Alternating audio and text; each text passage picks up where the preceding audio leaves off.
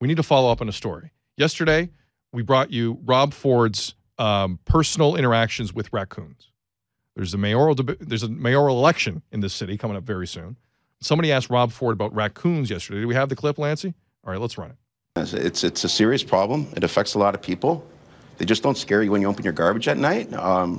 I've had some standoffs with some raccoons, and they are standoffs. Seriously, they just look at you, and they're not scared anymore. They used to be, you could yell or scream at them. They just look at you, and I'm even right up to my front door. I've got two. I got a 9 and 6-year-old, and they won't go. And, take the garbage out. They say, "No, Dad, you're taking the garbage out." And but I've seen it with the neighbors, and sometimes you open your blue bin or black bin, they jump out.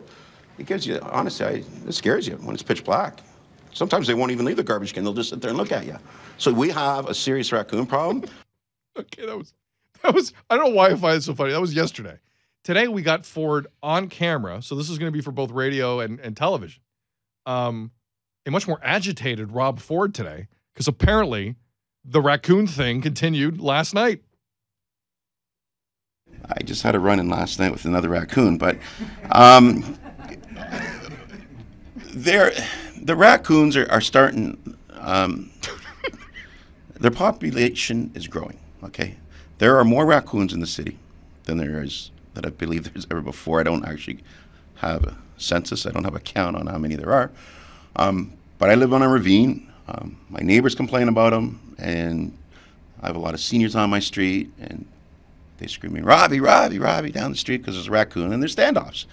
Sometimes they sit in front of my door, and they've got the back door covered, and they got my car door, and they've got the bins covered. And they just usually don't travel one by themselves. They're usually 4 or 5. And we have an issue with them. And I met with some people just the other day down on Avenue Road about raccoons. Okay, I figured it out.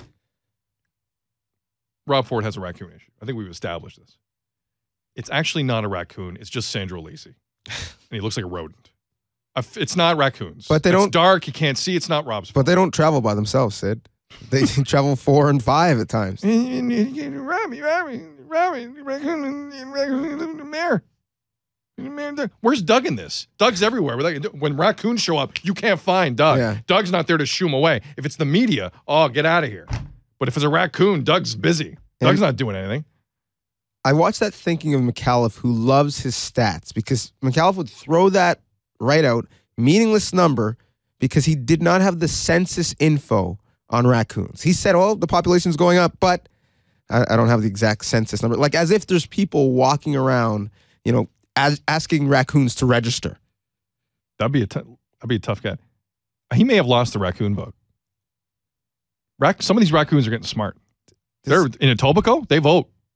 You rob me, you rob Ford.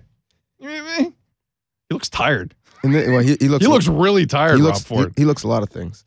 In this great country, this is the biggest metropolitan area, and the mayor, the leader of it, supposedly, for 2 consecutive days, he's talking about raccoons.